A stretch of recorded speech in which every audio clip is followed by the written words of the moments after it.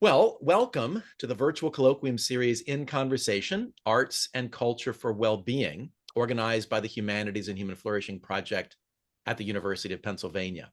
My name is James Pawelski. I'm professor of practice and director of education in the Positive Psychology Center at Penn, and the founding director of the Humanities and Human Flourishing Project. I'd like to extend a warm welcome to those who are joining us live and to those who are watching the recorded version of today's event. The mission of the Humanities and Human Flourishing Project is to understand, assess, and advance the well-being benefits of engagement in arts and culture, focusing on individual and collective human flourishing.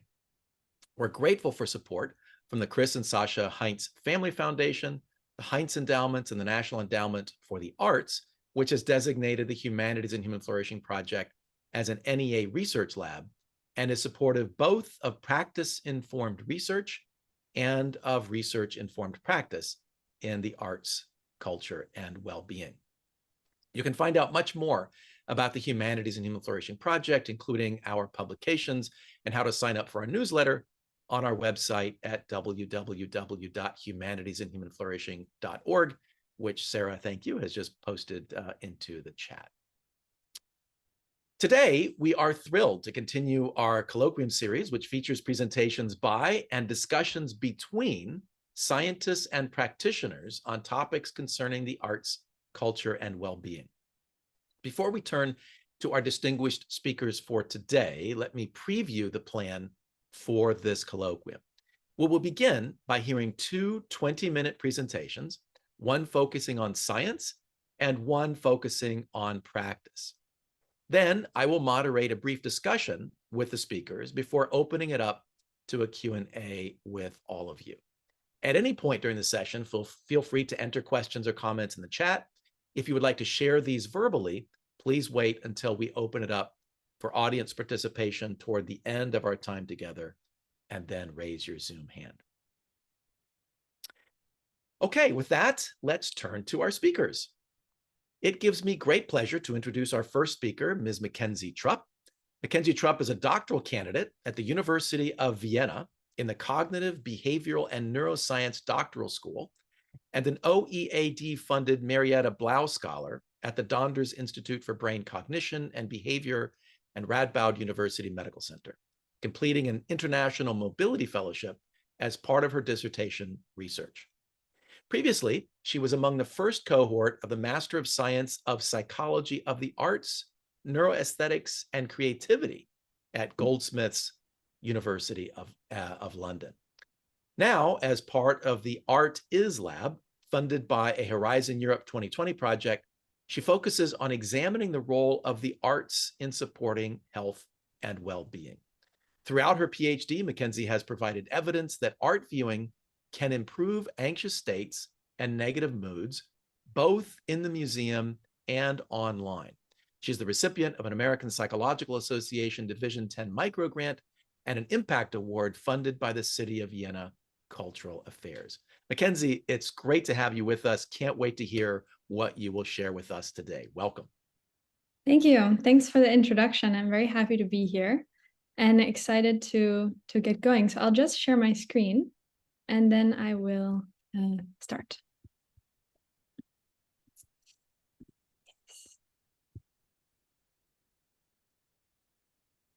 Okay, so you should be able to see it and we'll click play and we should be good to go. Can I confirm that it's working? I think this is the one we want. Yeah, Mac, that's great. Yeah, super. So the title of my presentation today and the broad scope of what I'm going to talk about is going to be falling under the question, does art viewing impact well-being? My plan is to go a mile wide and an inch deep to give a very broad overview of the research that I've done during my dissertation.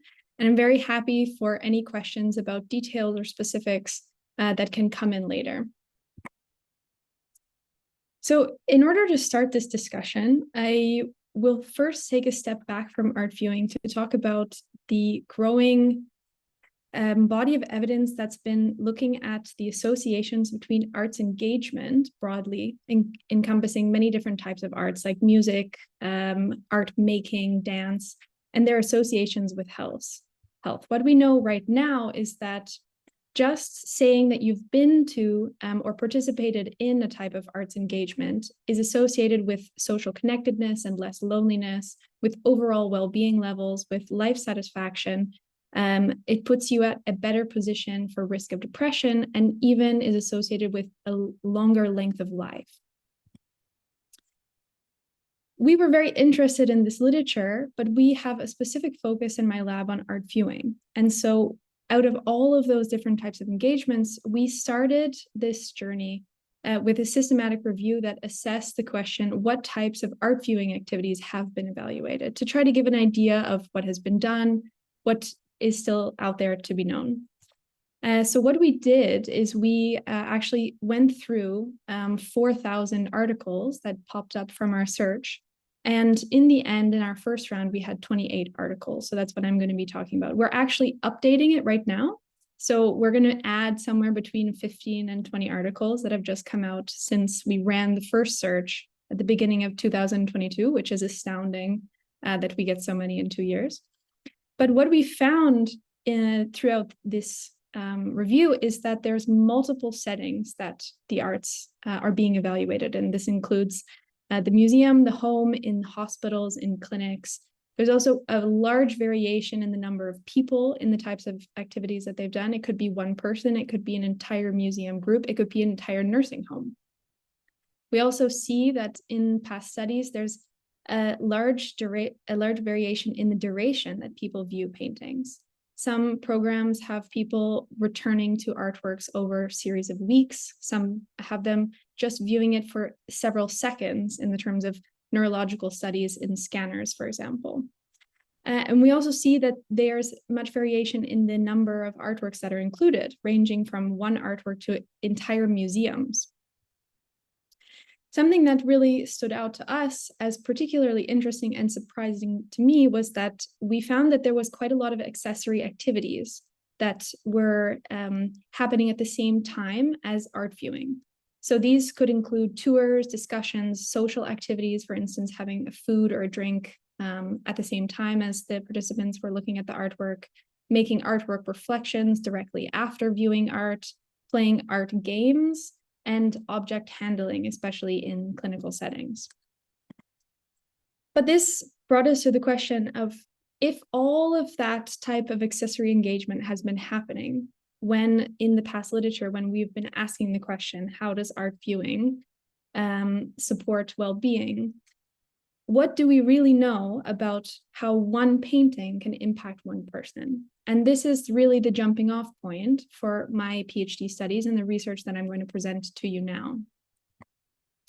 So to give an overview of this presentation, I'm going to be flying through 4 studies that we did on the role of one painting bite-sized art viewing and how it impacts well-being. And then I'm going to follow up briefly with a theoretical and empirical assessment of 2 mechanisms that we've identified to explain this effect. So to give a little overview of how we conduct these studies so that you have a nice idea of the methods going into these studies, all of the 4 studies are broadly the same in their methodology. What we do is we have a pre and a post test that's sandwiched around an art viewing experience. In this art viewing experience, we switch them out for each of our studies, and we sometimes can compare them to different types of activities like non-art viewing exercises. And what we're really asking is the question, what is the momentary emotional well-being impact? So there's several different types of well-being. One of them is considered momentary emotional, or some have called it experience well-being. And this is the psychological states that change from moment to moment that include mood, anxiety, and stress that can shift from even simple interactions with stimuli like art viewing. So to jump in now, if you can transport yourself back several years ago now, I'm happy to say, to the beginning of the pandemic, I'm sure that you can remember that there was a lot of articles, news headlines that popped up like this, that were pushing people into the virtual museums. And this, as with the fact that we couldn't actually bring participants to the museum at the time when I started my PhD, started our first study. And what we were interested in testing was the role of online art viewing compared to online cultural engagement. So what we did in this study is we actually took an online exhibition, as it was called, from Google Arts and Culture, which used this Monet water lily painting that participants could scroll through on their phone, their tablet, their computer. And it had accompanying text that was attached to the images. And we compared this to a very similar, but what we thought at the time, non-art exhibition that utilized stylized photographs about Japanese culinary tradition. And in this study, we had roughly 40 participants in each condition. And we sent them to this online, and when they returned, we tested them pre and post, as I said before. So what did we find? This is our first evidence on the role of art viewing and well-being. We tested 6 dependent variables in this case. And what we found was that even after a very short interaction with either of these 2 types of stimuli, we saw improvement that was significant across negative mood, anxiety, loneliness, and overall well-being. When we looked a bit further into our analysis, we also determined that the changes in loneliness and well-being were driven by changes in negative mood and state anxiety. So we felt this was a good start, but there was clear problems with this study. For one, we had a self-selected sample. It was the middle of the pandemic. People were online, and it was also very small. So we asked the question, can we replicate? So we reran the study again, only using the art stimuli in this case, where we had the same design. So pre and post, they look at the online art. And what we found in this replication with a much larger sample size of 240 was that there was a direct replication of significant improvements in negative mood states and anxiety across a very short 2 to 3 minute art viewing interaction. And as we went on, we were very encouraged by these findings, but as the world started to open up again, we wondered how this method could be translated into a in-person museum context. So we moved, I've been doing my PhD, not now because I'm on a mobility fellowship, but I was doing my PhD at the University of Vienna in Austria. And we're very lucky. We're very lucky to partner with wonderful museums in the city center. And so what we did for this study is we asked museum visitors if they could view one painting in a museum space, and we tested them pre and post. We asked them to look for a few minutes. We said, please don't look at any other paintings, and come back and fill out our questionnaire. So in this study, we had 106 natural museum visitors, but when we did our analysis, we only found that there was a significant decrease in negative mood, and it was a very small effect. This we found quite puzzling because you might imagine that it's a real artwork in a museum. How could it not be better than what you see online? I'm sorry. But when we looked into the data, what we found was that the museum visitors had already been in the museum for an average of 31 minutes, which is maybe even surprising that we did find any effect because they'd already been immersed in the artwork. So we had to pull this finding apart. So we reran another study, this time at the National Museum in London, where instead of using participants that were already in the museum, we recruited these participants via pre-book and at the museum entrance. And what we found in this case, when we asked them to choose one of 4 paintings and to look for just a few minutes, was that there was significant improvement across all 3 of our DBs that we found in our first study was primarily responsible for changing more high-level well-being DBs. But how?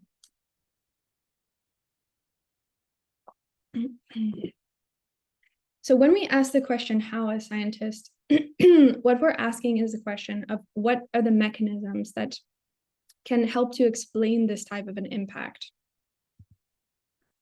So 2 of the candidates that we had based on our literature review was the pleasure that people can experience from looking at artwork and the meaning that they can make while looking at artwork. And we measure these by asking people how much they liked their experience and how meaningful was their experience. And so what I'm going to show you now, this is basically a correlation plot between pre and post scores. So I'm talking about I don't know if you can see my mouse. Yes. So what it's showing you here is that on this axis, we have the post score, and here we have the pre score. And each dot represents one individual. The black line represents the position of no change between pre and post. And everything, as this is a positive mood on this graph, everything above the line of no change indicates improvement. Everything below the line indicates that they actually got worse in their mood. And if they were on the no change line, they had no change. What we're showing here by the color and the size of the dots is the amount of liking that they expressed and the amount of meaning that they felt during their experience. And what is very plainly evident is that the lighter, brighter dots and bigger dots are on the change side of the black line. And for the other 2 graphs, they're below, as in reductions in negative states. So this led us to be very interested in this idea of subjective states and who has more likelihood to have more intense art experiences in the museum. So we were interested if there was a type of person. Sorry, one second. We were interested in if there was a type of person that could be more predisposed to have a benefit from art experiences. And we predicted that these people would have this benefit or this predisposition via their likelihood to have more intense states of liking or pleasure and more intense states of meaning making. And this would predict their outcome. And so we pre-registered our model, which is very complicated and I won't explain it now. And what we found is that indeed that there was a type of person who was more likely to get benefits from art viewing. And it was the case that this was fully mediated or explained by the amount of pleasure and meaning making that the person experienced. So to conclude, what I've gone through now is I've gone through 4 studies where we identified the impact of art viewing on well-being, both in person and online. And I've very briefly gone through 2 mechanisms that we think are important, but are not everything in explaining the impact. But there's many puzzles and next steps that are still out there. Some of them are, we don't know how long these effects that we've measured could last from just one experience. We also don't know how the accumulation of experiences of one painting, whether over days or hours, or even inside of a museum experience in one piece, could add up to a more sustained or intense or longer well-being effect. Further, in order to understand the true impact of any type of clinical intervention or a social intervention, we really need to compare it to something to understand which effects are really caused by art, art viewing experiences, and which are caused by these other accessory activities that I talked about in the beginning. And lastly, we need to isolate the mechanisms in order to test their effectiveness and their contribution to these studies. So with that, I have very many collaborators across the last 3 years, and I'm thankful to all of them because we couldn't do it without it. And of course, our funders for funding this research. Happy for any questions, but I will pass the mic back. Terrific, MacKenzie. Thank you so much. What a fascinating talk, and brilliant job taking us on a tour, a very clear and simple tour of some complex work that you and your colleagues have been doing. Really eager to dive into the discussion. But before we do that, we will hear from our second speaker, Dr. Martha Lucy. She is Deputy Director for Research, Interpretation, and Education at the Barnes Foundation, right here in Philadelphia. She's a specialist in 19th century French art and has published widely on topics ranging from the reception of Renoir's nudes to evolutionary imagery in the work of Odilon Redon. At the Barnes, she oversees the institution's research efforts, working with colleagues across departments to produce new knowledge about the permanent collection and its history. She also leads all of the educational endeavors at the Barnes Foundation. Catherine Cotter and I are honored to have been asked to teach an online course on flourishing through art under Martha's leadership. We just finished teaching that course. It was a really, really great experience. So thanks, Lucy, for the opportunity, and welcome to the colloquium. We're eager to hear what you will share with us today. Thank you, James. Thanks so much for inviting me to be here. And I can't wait to talk to you and Catherine about your class. We were just so delighted that you were willing to do it. MacKenzie, I thought your talk was fascinating. So I'm going to be talking about digital art viewing. And I'm not going to be talking so much about the impact of viewing art online on well-being as I am about specifically the impact on learning and sort of aesthetic experience. Not that these things are not related. I think that they are, but I haven't specifically brought in any of this research on well-being. Okay.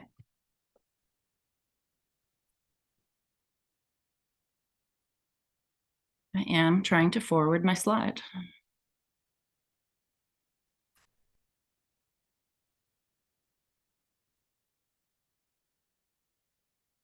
There we go. Online art history classes at the Barnes began as a temporary fix during the pandemic. All of our in-person programs were suspended, as they were everywhere. And we figured that it was important to at least provide some sort of, simulacrum of the on-site class experience, which is what we normally do. However imperfect this sort of simulacrum was, we figured that remote learning was better than nothing.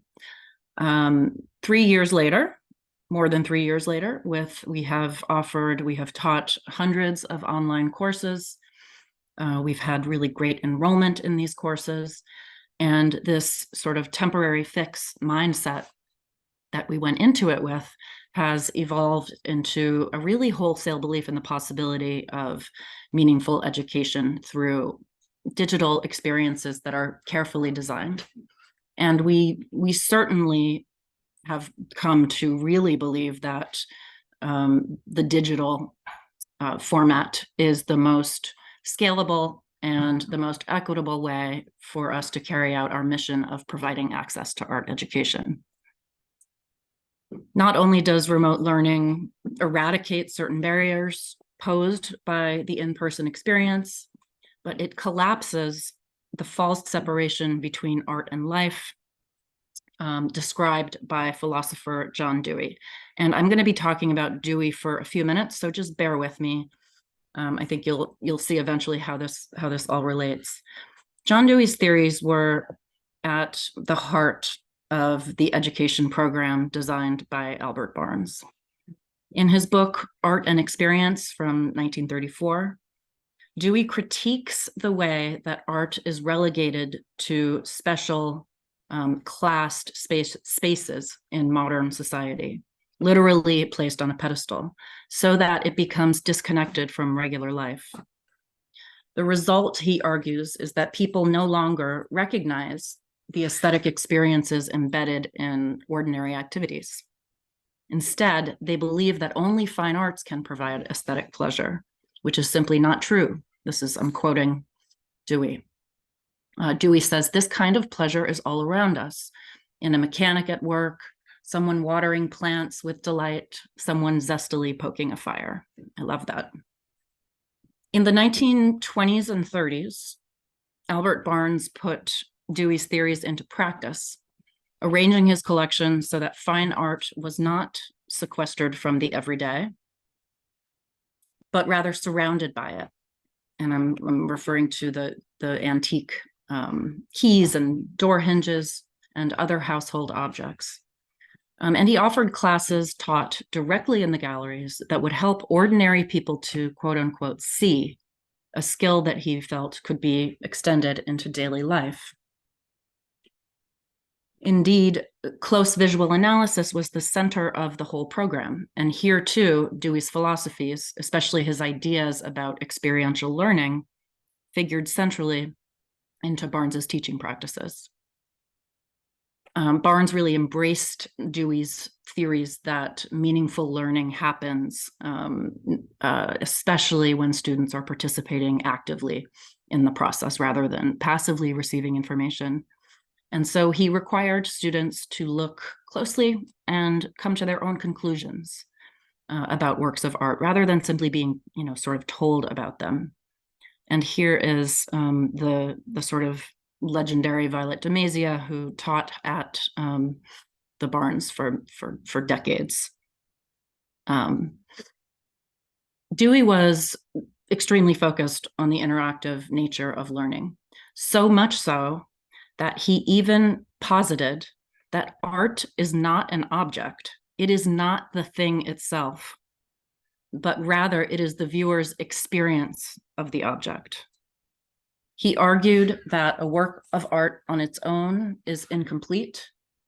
It's only when the viewer actively participates and actively observes, so that new ideas are sparked in the mind, that the work of art comes alive and produces meaning.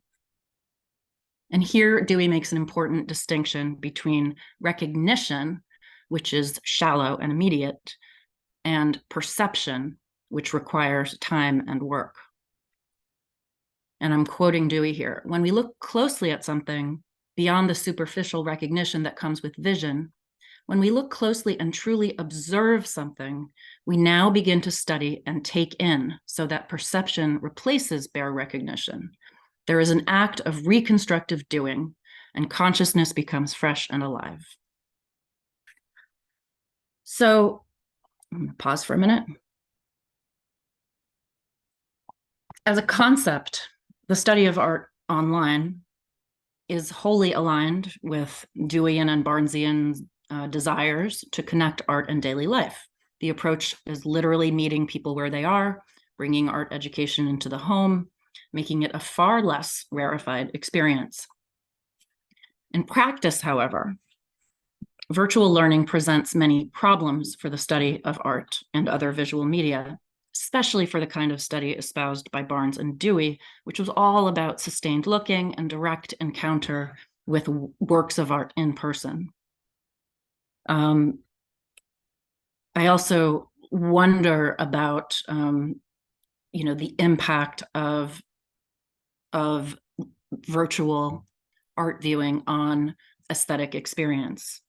And I just raised this as a question. I don't have answers to this, but my question is, can you have an aesthetic experience in front of a screen? I think, of course, the answer is yes when it comes to film and other media designed for that format.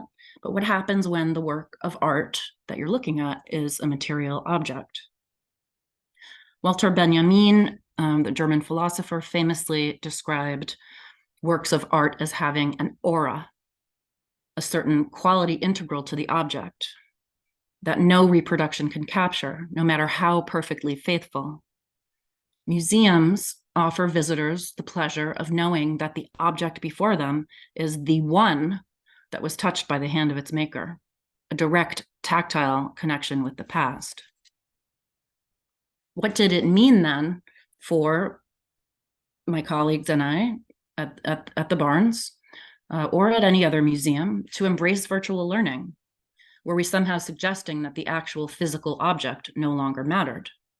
How could we square this new format with all its amazing democratizing potential against our historical role as an institution dedicated to the direct study of works of art?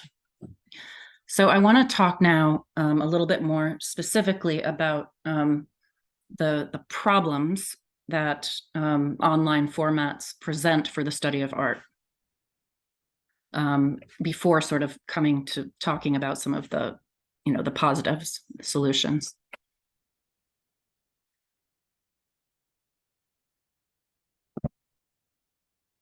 What is compromised in the virtual experience of art? Well, one thing is, I think it's sort of obvious, is the ability to look closely. Many other disciplines can be taught very, very well through platforms like Zoom or Teams or anything where you're sharing a screen. Disciplines like political science or history, but these platforms are less ideal when it comes to fields of study where visual material is not ancillary, but rather the whole point. Art history is a practice rooted in close looking and the evaluation or analysis of visual information. And yet in many online art history courses, and of course, in auditoriums, art history has been taught on screens for decades. Close looking, scrutiny, inspection is not really an option. Even when close-up images are supplied by the instructor, they are presented sequentially in a series of consecutive slides, resulting in a fragmented viewing experience and a piecemeal understanding of the work of art. I think that the worry here is that the whole gets lost in the parts.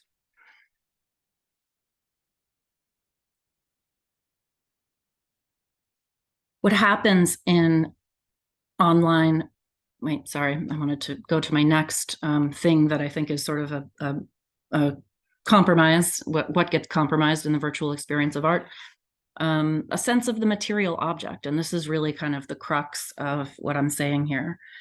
What happens in online classes and in art history lecture halls is that digital reproductions function as mere kind of illustrations of the real works being discussed. And of course, they're illustrations. They are stand-ins, and I am grateful for them. I mean, what would we do without them? But I think that it's important to acknowledge that what starts to happen in this landscape of endlessly circulating reproductions is that we lose the sense of the art object as a material thing that exists in the world. I think that what happens is that the work of art gets transformed into an image, a sort of cut and pasted immaterial specter of itself. So here in this Van Gogh, of course, there is a lot that comes through. Its colors, its composition, it's pretty graphic in style, but it's hard to get a sense of this painting it's hard to get a sense of this as this painting as a material thing in the world. There's a certain flattening that happens on a screen, and I will come back to this. But the third issue that I want to raise is the potential for active perception in virtual experiences of art. I think that digital art viewing generally makes for a less than ideal perceptual experience, especially if we think of perception in the Deweyan sense as an interactive and highly individual process involving the viewer's extended engagement with the art object. Think about when you are in a museum. You might move around the sculpture, considering it from different angles. You're participating actively in the process of looking. And this kind of curiosity-led decision-making is impossible with online classes because the student's field of vision always mirrors that of the instructor in the screen share model. Now, it may seem like, at this point that I am making an argument against online art viewing, and I am definitely not.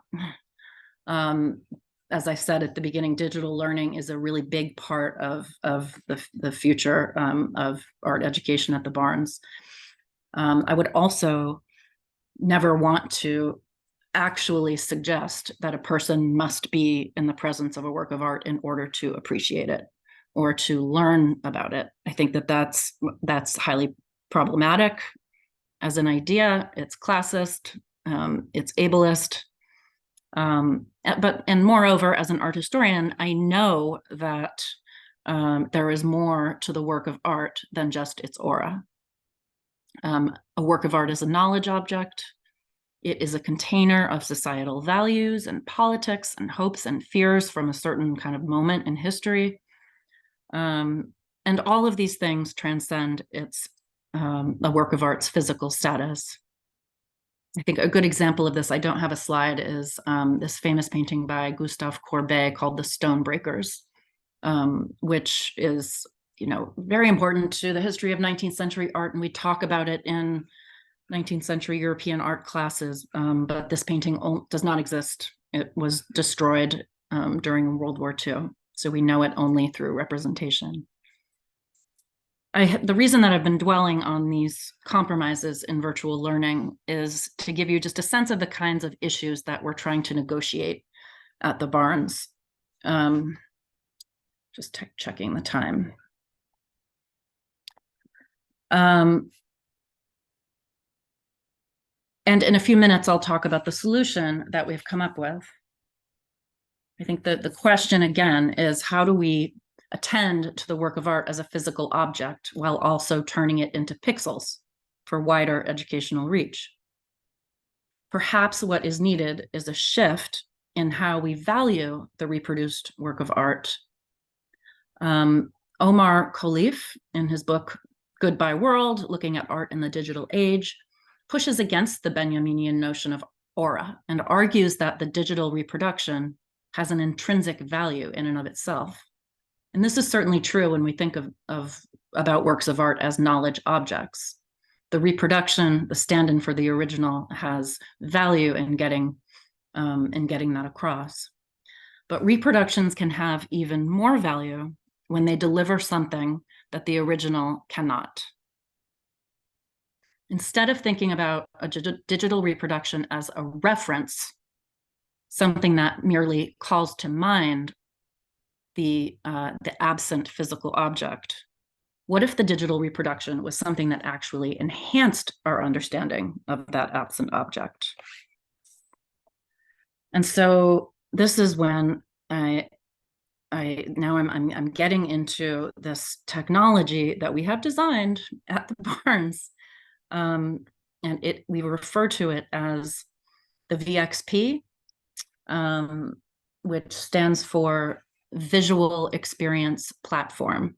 And these were all the kinds of things that we were grappling with as we designed this custom platform. And when I say we, I mean our Chief Technology Officer, Steve Brady. So the Barnes has developed a platform that is designed specifically for the study of visual media. We use it now to teach our classes. It allows for a close study of the object. It allows for attention to its material properties, and it encourages a perceptual experience that is interactive. The platform has two modes. One is called focus mode. And in focus mode, the instructor is able to zoom in really closely to the work of art and pan around on its surface And everybody, all the students in the class are seeing what the instructor sees. So I'm going to show you what that looks like by playing you a video of me teaching, which is going to be painful for me to watch, but I'm going to do it anyway. So, so the painting that I'm talking about in the video, in the clip that I'm about to show, is this. It's Van Gogh's Bedroom at Arles, and the video starts with the clip starts with a close-up of this area, just to sort of orient you. But then also over here, this is what I was sort of marveling at before class, is if we go back to the coat rack, look at the knobs or the hooks. And how he does those. I mean, they are just, look at that. They are just these globs, these real curly cues of paint.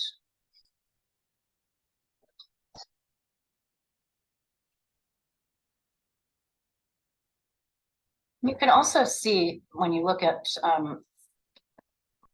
a painting like this close up, how the light is hitting, see, just the light from whatever room it was photographed in is hitting the impasto. You know, it's hitting those bumps of paint and just and really catching on them. But again, here's just more examples of Van Gogh painting so thickly, but then not always to the edge of whatever object. Like that pillow, you see the canvas below it, and I think that, you know, that could be part of his sort of wanting to paint in a crude way, but also it could be his attempt to sort of add some dimensionality to that object. So you can see that when you're using this platform, there is a lot of intimacy with the surface of the canvas, and you can really get a sense of the physicality, the materiality of this object. And you are seeing things, and I think that this is really kind of crucial, that you cannot see in real life. The other mode, and I'm coming to the end of my time, I know, is called explore mode. And I don't have a clip of this, but in explore mode, this is the feature that is activated by the instructor. The instructor can control whether you're in focus mode or explore mode. When the instructor puts the class into explore mode, the students are able to do this panning around on their own, you know, zooming in on whatever sparks their interest. And it is definitely inspired by the Deweyan ideal of learning by doing. You know, this idea that looking and perceiving are highly individual and subjective acts. So I'm going to come to a screeching halt here, and you know, I don't want to suggest that, you know, okay, we've got all the solutions, but I do think that, you know, developing this platform has helped me just really sort of negotiate some of the concerns that I have about teaching about, like, you know, real objects that have like a real sort of materiality to them online, and to this concern that I have about that materiality kind of evaporating. But I think also just, you know, really acknowledging that a virtual experience of art, I think a good virtual experience of art is not one that really tries to replicate the physical, the in-person experience. I think that we have to acknowledge that it is something different, and that it can actually offer something that you can't experience in person. So I will stop there. Thanks. Wow, Martha, thank you so much. That was really, really fascinating. So much to dig in with. Your final comment just reminded me of the process that I and my team went through who direct and teach in the Master of Applied Positive Psychology program at Penn, which before the pandemic, we had face-to-face classes. And if you had asked me then, could we do the program without face-to-face classes? I would have said no. And then the pandemic hit, and we all had to figure out how to do things we didn't know we could do, right? And that process of deciding that we were going to treat this as something different. We weren't just going to try to pretend that we were all together. I know there were some platforms that were trying to, you know, have little avatars and little desks and so forth. And those just fell flat because you're not together in that kind of way, and pretending like it feels, you know, it falls flat. However, as you pointed out with your VXP, what we found is that there were opportunities, there were things that we could do in an online experience that were different. And so one of our colleagues suggested, instead of thinking of an online version of the program as kind of, you know, half of an apple, let's say, because we can't do the whole thing, but let's try to do half of an apple. She suggested, why don't we think of it as an entire orange, right? It's something different. It's something nutritious. It's something good. And that really helped us to say, let's not try to pretend or apologize for the parts that we can't do. Rather, let's lean into the opportunities that are there. And that really resonated with the students. And I would say that the students who were in our program in the fully virtual version were every bit as connected as the students in the face-to-face version, just in different kinds of ways, right? I think that's, I think you said it really, really well. And I don't, you know, on the other hand, I don't want to suggest, you know, it was fascinating listening to MacKenzie that, you know, it's not possible to have a good experience without the kind of platform that I just showed you, because clearly the research is pointing to, you know, is telling us that you can have that experience. So, but no, I really agree with that apples and oranges idea. I think it's very important. And, you know, if we're going to be teaching online, like let's use the technology. Yeah, no, absolutely. I think part of what we're learning is, just as there are different ways of experiencing art in a museum, so there are different ways of experiencing art in a virtual environment. And I think the VXP is one powerful way of doing that. As you say, there are other ways of doing it as well. And so it depends on what your goals are, what your outcomes are that you're looking for, perhaps, in terms of. But let's bring MacKenzie in to this conversation. MacKenzie, I'm curious, based on what you've just heard Martha present, what stands out to you as being particularly interesting, particularly salient, particularly important from the standpoint of a researcher and the research that you've been doing? Well, there was a lot, really, really interesting work. I think what stood out to me the most was this idea of making something that's different. Also, what you commented on, that it's not just a replication, but has value in itself. And there's two things that it made me think of, which maybe you'll find interesting. In the second study that I talked about, where we ran our online experience with a larger sample, one of the things that we did in that study is we asked people what type of device they were using. So whether it was a smartphone, whether it was a desktop computer, or just a laptop. And what we found was actually the size of the screen enabled people to have more beneficial experiences in our exploratory research. So there's some evidence that it's not all experiences are equal. And so I really believe something that we also wrote in our paper was about the importance for optimizing the digital. And this is exactly what you're working on. So I found that really, really interesting. And I can see clearly that you can do quite a lot with this resource that you've built. Yeah, we're pretty excited about it.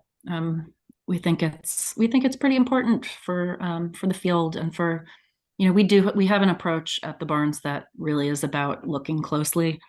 So, you know, anybody who who really wants to look at materials. I think that this is important. MacKenzie, just to follow up on what you were just saying, another thing that we've done in our research at the Humanities and Human Flourishing Project is to think about, one of the downsides or potential downsides of virtual viewing experiences is the competitions for attention, right? If you're in an art museum, you don't have your other life around you, or you don't have emails popping in or notifications coming in to your desktop computer because you're in a separate space, right? But when the virtual environment is there, we can't control what the person has, what screens they have open or not, or what they're trying to multitask, or if they're trying to shop on their iPhone while they're doing this kind of stuff. But one of the things that we found valuable is to have an option for a full screen mode as they're viewing the artwork, so that if there are different kinds of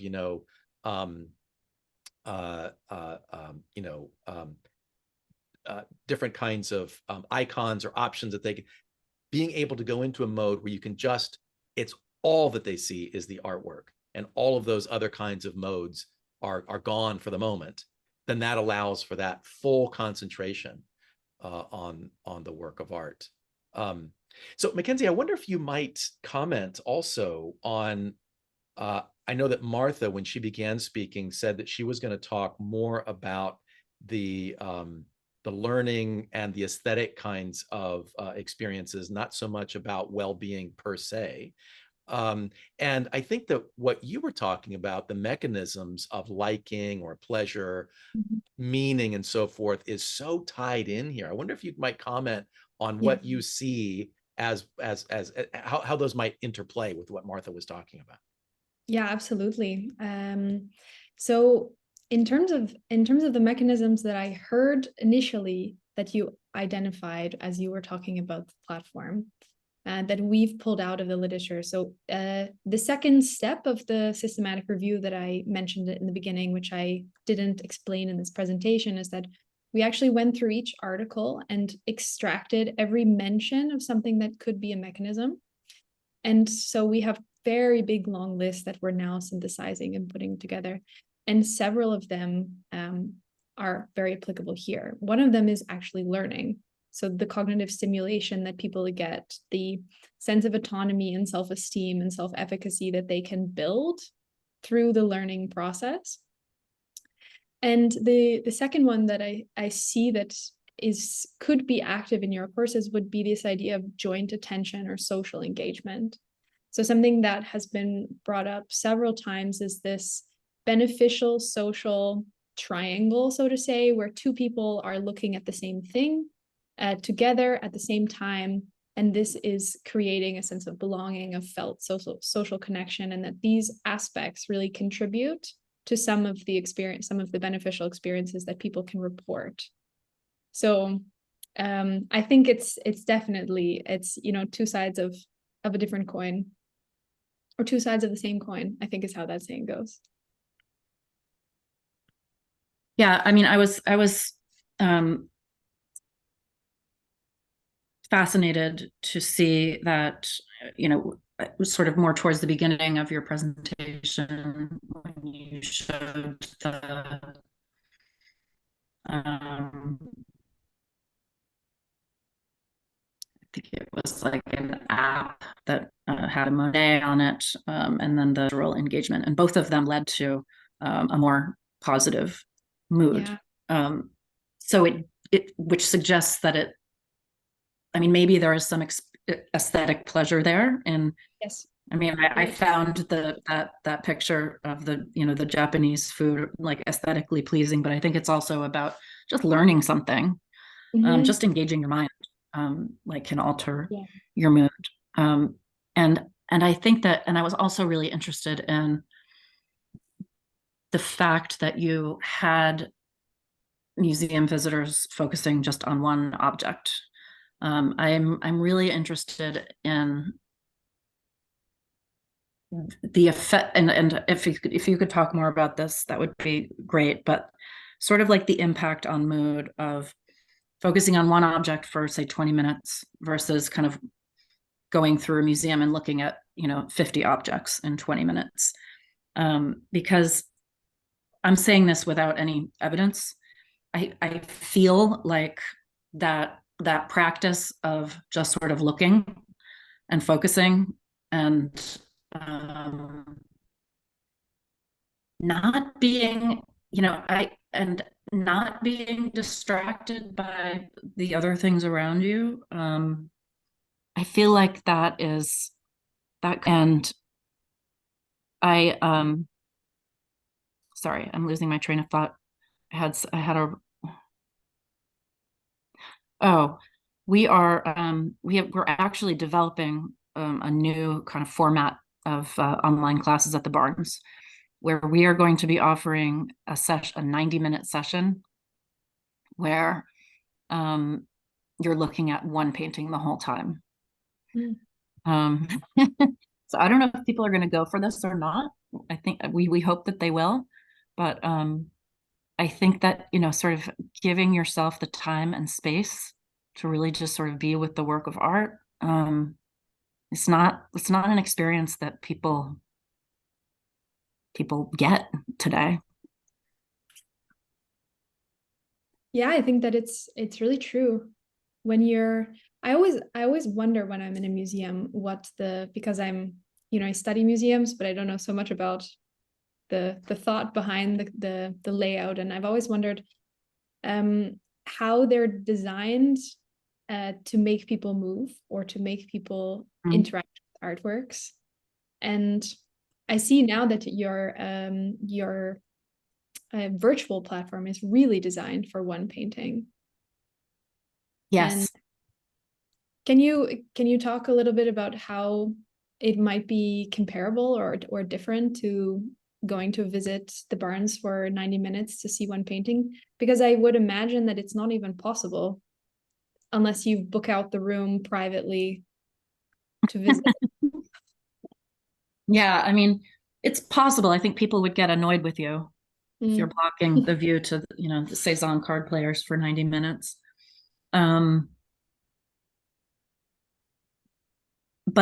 But yeah, I mean, this is a platform that is really, I think you said it. It's I mean, it does allow for comparisons. Like you can put several works of art on the screen together and kind of pan around on all of them and zoom in on individual ones.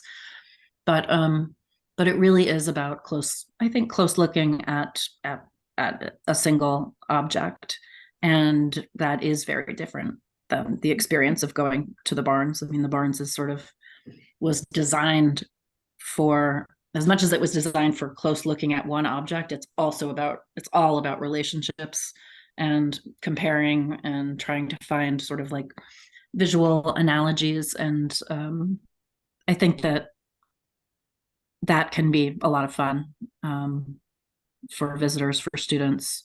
I think it can also be sort of exhausting. And there are times when you just kind of want to like pull one work out and just, at least I do, and just kind of like look at that one thing. So that's what, yeah. So if I can jump in, Martha, as you know, every spring I teach a course in our master's program that's called Humanities and Human Flourishing. And I take my students on a field trip to the Barnes. And you've lectured to them in the past, which has been terrific. And I asked them to look around at the works and then to select one work in particular that resonates with them from the standpoint of their well-being or their flourishing journey, and then to spend at least 20 minutes in front of that work. And I then debrief with them afterwards, and I talk with them, and it utterly transforms their experience of being in an art museum.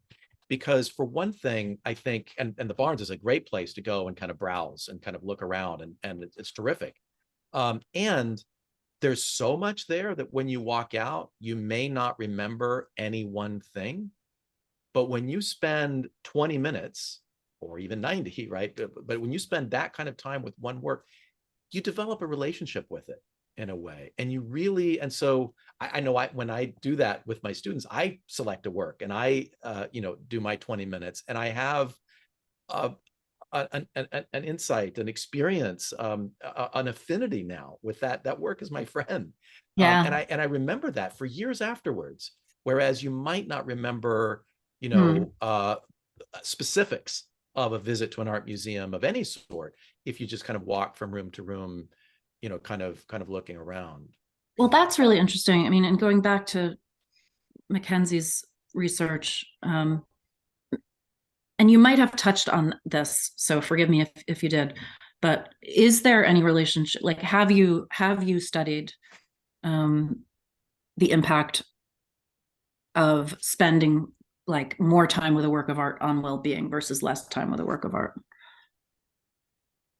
It's not something that we've studied directly in my research, but I know that this is this is in the work that they're doing at the Humanities and Flourishing Center. And I think also looking back over the research,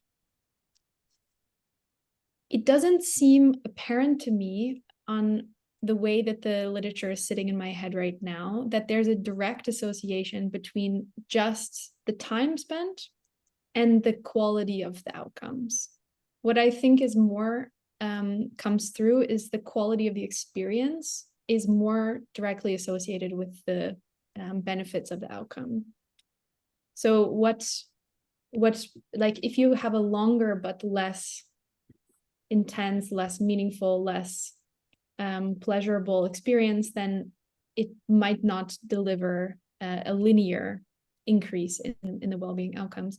But something that we did say, what I can say about the time is that in our studies, even though we had durations that were ranging, from less than a minute up until 4 to 5 minutes, when we look at just that time span, we didn't see that the people who spend 5 minutes got more of an impact than the people who spend 1 minute.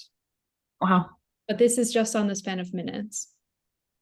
So if I can jump in here and put Catherine on the spot. Catherine, I know that you have led research on our team looking at the time question and the quality question, and particularly the immersion question. Can you speak to this point in particular? Yeah, so in some of our research, we've asked people to either engage specifically in slow looking, not for an extensive amount of time, about 10 minutes, versus undirected viewing. And so placed in a kind of virtual environment with a number of different artworks to select from, either telling them to specifically focus on a single work or just engage as they normally would, with some people kind of flitting around to all of the artworks very briefly, and some people actually spontaneously doing slow looking. We don't see a difference in well-being outcomes depending on that piece. And when we do look at kind of time similarly to how MacKenzie has, we also aren't finding that if they spontaneously are spending longer with the artwork, they're not necessarily getting kind of increased benefits.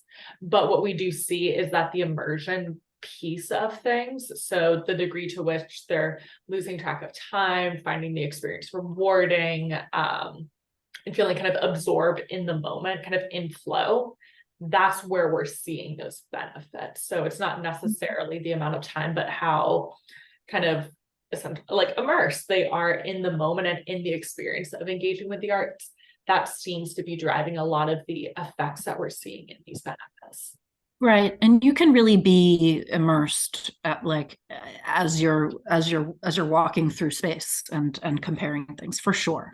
You don't have to just be focusing on one thing. I totally agree. So let me say something particularly kind of about the VXP platform, Martha, because again, Catherine and I just finished teaching a course on this platform, and we found it, I mean, it knocked our socks off from the standpoint of being able to have an experience that is not merely the reproductive experience that you were talking about. It's not merely like, oh, here's a slide. Oh, I recognize that painting.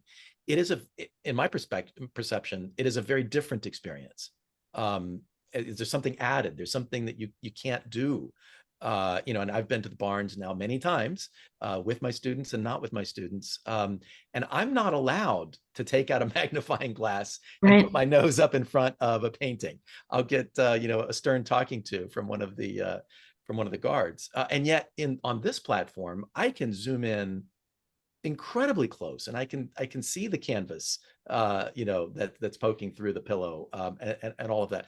And so it becomes a real enhancement, I think, of the experience, and allows me to explore and learn, as we've been talking about, in some really powerful ways. Now, let me complexify the situation in the following way. And before I do that, let me just mention, in a moment, we're going to open it up to other folks from the audience who have questions and thoughts and comments. I know there have been some coming in from the, through the chat. So be ready, and feel free to raise your hand if you have something you'd like to chime in with. So the complexity that Catherine and I found was, or a concern that we had, was when, and in our class, we asked people to do some slow looking.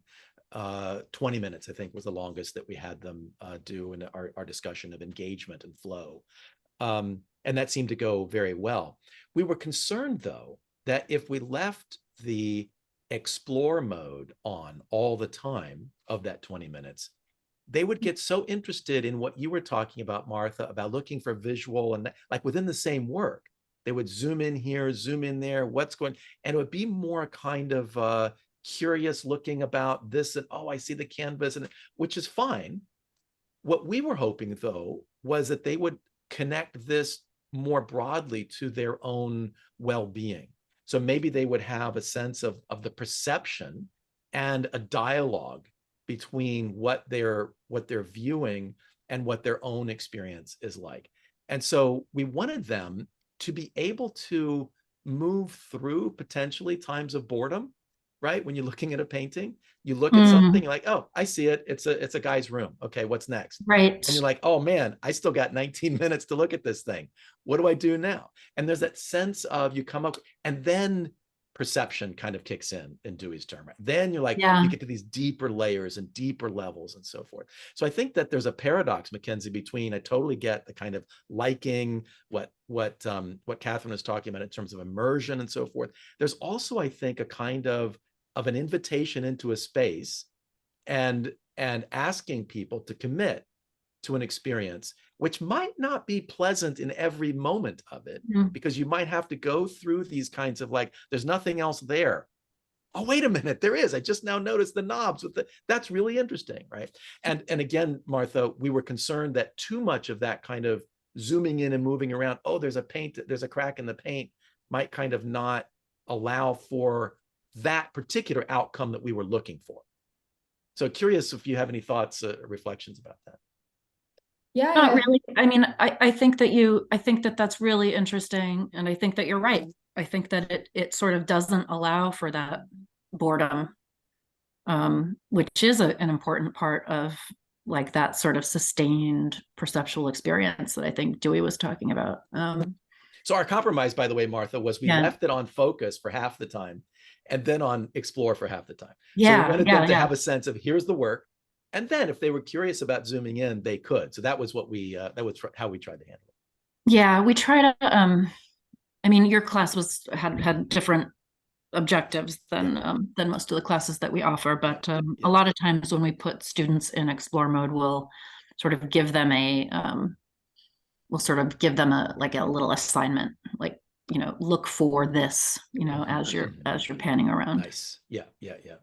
That's great. MacKenzie, what are your thoughts?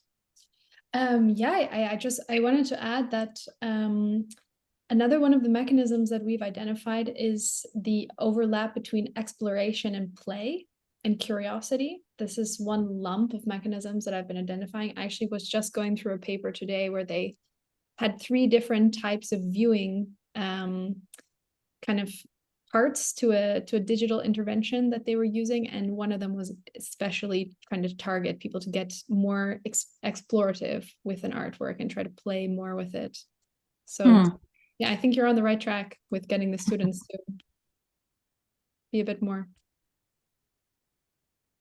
I think that's a domain ripe for further research, right? So what kind of priming can you give viewers for different kinds of outcomes? So for my students in the master's program, the priming that I give them is well-being. We talk a lot about, research in the domain. How does this connect? So that's the priming that we come in with, and I say to them, find a work that connects with you from that standpoint. And they report having very rich experiences, in some cases life-changing experiences, approaching the art through that frame. Now, obviously, there are many other frames that would be, different contexts would be appropriate and useful. So I love that, giving them an assignment, asking them to be so which kinds of prompts would be most helpful for which kinds of outcomes that you're looking for? I think that would be a very fascinating That's research. a very good question. Yeah. Well, fantastic. Well, let's open it up to the audience and see what questions or comments are coming in from the audience. So please raise your Zoom hand if you would like to contribute to the conversation. Becky, I see your hand. Please join us. Welcome.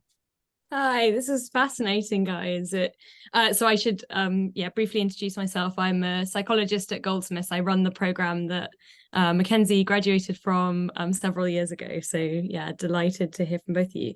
I had a question for Martha. I think it relates a bit to this discussion of sort of the potential differences between kind of slow looking and shorter engagement with art. And I think maybe the problem is that a lot of people don't know how to look at art for a long time. You get these effects of sort of boredom or a difficulty with knowing sort of how to engage beyond the sort of typical 30 seconds to a minute. I'd like your take, Martha, on what might be the strategies for teaching maybe what we call sort of visual literacy.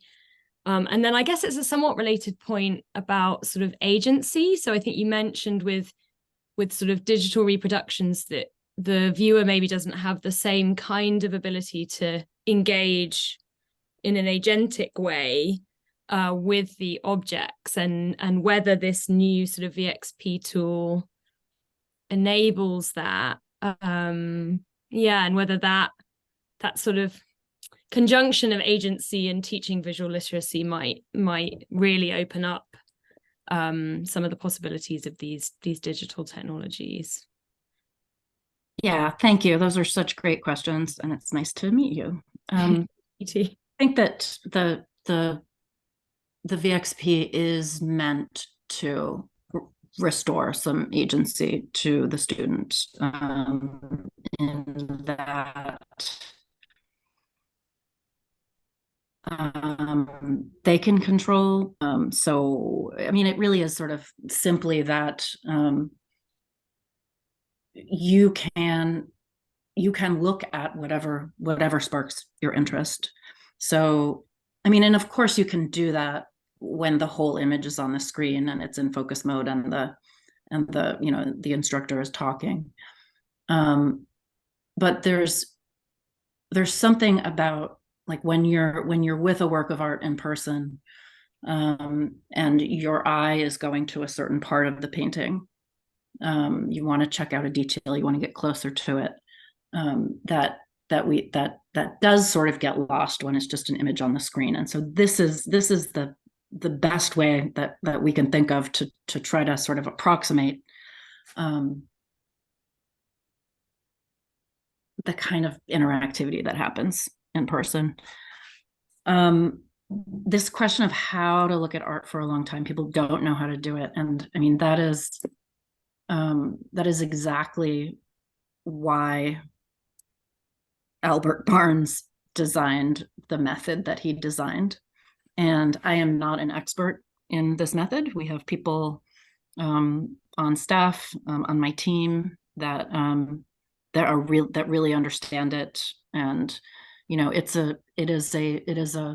is a method that kind of takes you through a painting, and you make your observations, and everything that sort of you need to know is sort of like visually observable, and you have to support whatever your conclusions are with what you're seeing. And it is supposed to sort of it's a very dialogical process that does sort of require an instructor. So I think it is something that's hard to do on your own. But I would kind of push back and say that I think that it doesn't matter that people think that they can't look at a work of art for 20 minutes because they don't know how. I think you just have to put them in front of it and sort of let them go. And I mean, I've done that with my, students. When I was teaching at Drexel, I had an assignment where they were supposed to go to who knows if they actually did it, but they were supposed to go to the museum and look at something for 20 minutes. And a couple of them came back and said, wow, like I thought this was going to be boring, but like, I can't believe the stuff that I started to see after looking at it. So I just want to I hear you, but I also want to get away from this idea that you sort of have to know how to do it in order to try. Yeah. I also think one final thing, as psychologists, we don't even touch the issue of looking at one work again and again and again. Like it's always these kind of one shot. And I wonder, James, with your sort of your exercises with your students, if, like the first time they play around with the kind of capabilities of the technology, but then if you ask them to do it a week later for another 20 minutes, maybe you get. So I think that is something that would be really interesting to look at. Yeah, definitely. One student of mine, I talked with her specifically about her experience, and she purchased a print of the work and put it up in her house. And that was a reminder to her. And for her, it was a life-changing experience. And it was a reminder to her. She took action based on that, changed her whole life trajectory, actually, because of her 20 minutes with that work of art. So that can be one way of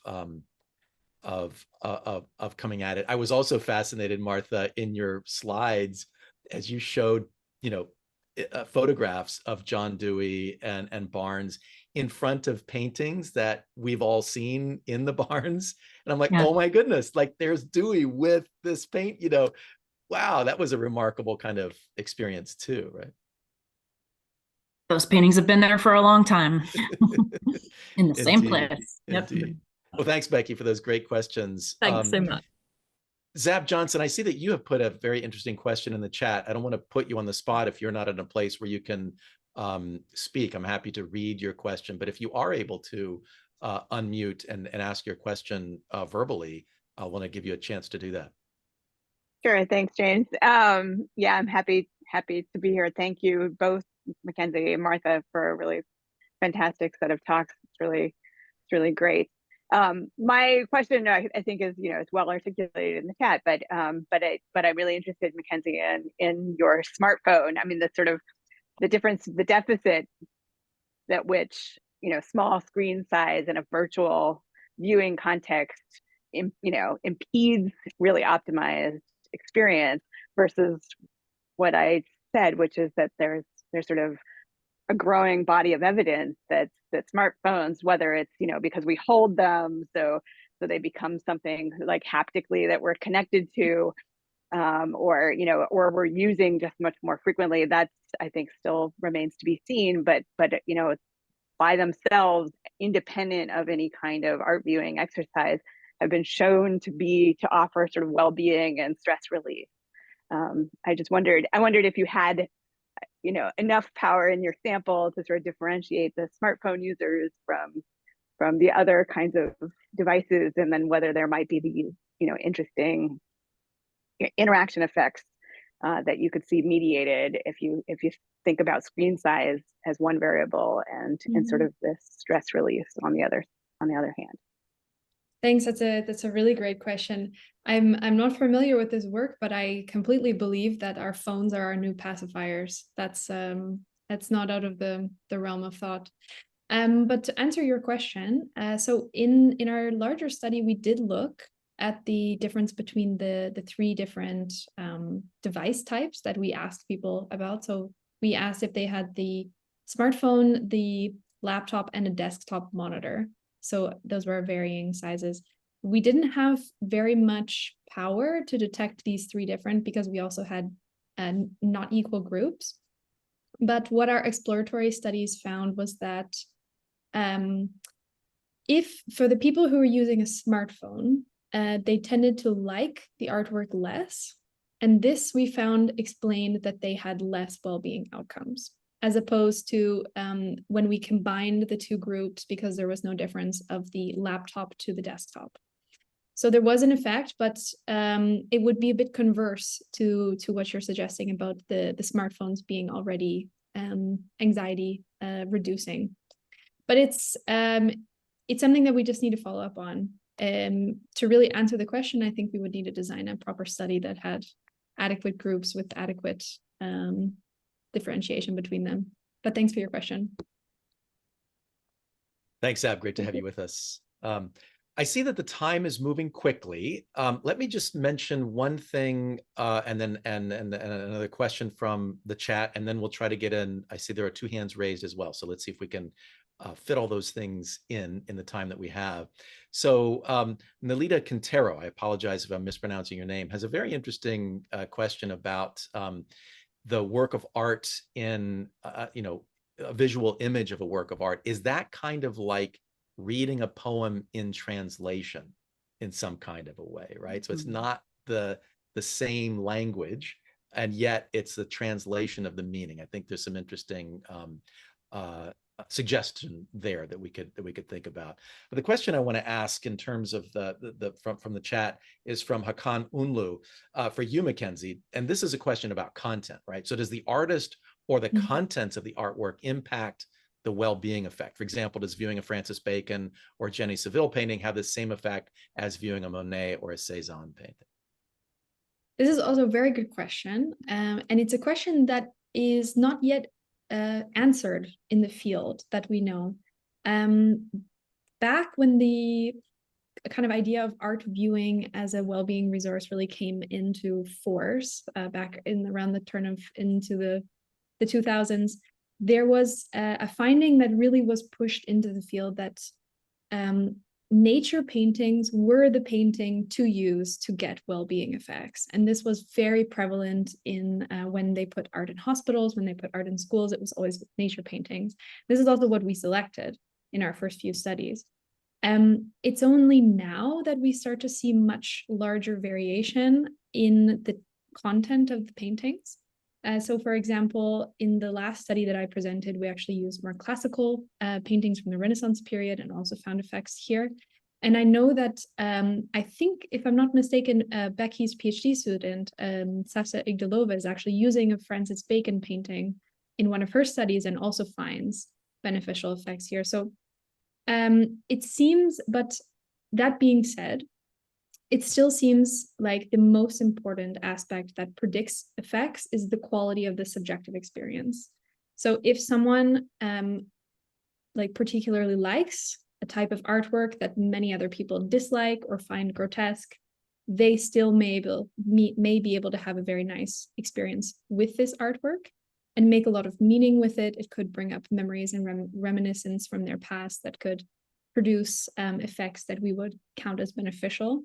But it's very subjective. So I wouldn't say that there's a blanket chocolate cake of the art field that we should start prescribing to everyone. So maybe part of the question about teaching or not teaching individuals how to look slowly, it's maybe more about inviting them to be open to the experience, right? Because if you say, oh, I don't do religious paintings, I'm not interested in that, then you close yourself down to opportunities that might arise that if you're open to the experience and say, well, that may or may not reflect my own religious tradition or my own views about spirituality, but is there something human here that I can be curious about and engage with and connect with in spite of that? Could be a way of helping us to connect. Yeah. Madi, if I can just add one more thing. Yeah. I also think that the power of this online digital tool is that it really allows to get beyond the content, but more into the style and the surface and the texture of the artwork, which there is something in each painting that offers, something beautiful and intricate to look at. So I think it's not just about the content, but the style, and paying attention to the style is also very important. Terrific. Great. Thank you. Mariam, was that your question about content? Fantastic. Thank you. MacKenzie, just quickly, Howard Blumenthal wonders if you've done work at different time, different ages. So with kids or older folks, or is that not yet something that you've begun to differentiate out? In the study at the National Gallery, we had quite a range because we took all different types of visitors. So we actually have quite a large sample there, from 18 to 96, I think, was our oldest participant. And when we looked at the age, it seemed that older people tended to interact a bit better with the intervention that we had in that case. But we haven't looked so much at children. There's very little work on art viewing as a intervention for children. Interesting. Perfect. Thank you. Well, let's take one final question. Alina, take it away. Hi everyone. My name is Alina and I'm a research coordinator with ATHF. I've been here for a month, so it's great to meet everyone that I haven't met before. Thank you so much for wonderful, well-rounded conversations. And the question that I have is from MacKenzie. I know you mentioned in the beginning of your presentation that there was a decrease in loneliness based on like the impact of art viewing, and I was just wondering what could be the potential mechanisms behind it. Thank you. Good question. It's also a question that we had ourselves, because even though we included it, we didn't really expect to find that digital, virtual, like non-socially moderated art viewing would have any type of connection. But what we think in this case is what the literature says in this case, because we didn't follow up on that, is that cultural activities, especially in the literature field, so reading novels, can provide a sense of pseudo connection, and that this pseudo connection can really offer a replacement or a semi-replacement for the connection that we have with others. This is also something that we can find with objects in our house or our phones, people on, like, influencers on the internet, where we don't actually have connection, but we have felt pseudo connection. So we think that's what it's from. And then, of course, we also found that some of the reductions in anxiety were also predicting the reductions in loneliness. So it could partially be that too, but I don't have a very good answer for you. Thank you so much. It's really interesting. Well, thank you, everyone. That actually brings us to the end of our time together. Huge thanks to you, MacKenzie. Huge thanks to you, Martha, for being with us today and bringing such fascinating presentations of your work and in the insightful ensuing conversation. Really, really appreciate that. Thanks also to Catherine Cotter, Associate Director of Research, and to Sarah Sidoti, Associate Director of Operations of the Humanities and Human Flourishing Project, for all of their work behind the scenes. Thank you for being with us today, everyone in the audience. For more information on upcoming sessions, we invite you to sign up for our free newsletter, which you can do by visiting our website, www.humanities-and-human-flourishing.org. You can also find out much more information there about the work of the Humanities and Human Flourishing Project. We will plan to upload a recording of this session. So if you'd like to spread the word about that, please feel free to do that. Please feel free to pass the word along to anyone you think might be interested in general in these colloquia. We plan to have our next colloquium series event in November 29th. So please stay tuned for that. So thanks again for joining us. Very much look forward to seeing you all again soon. Thank you and be well.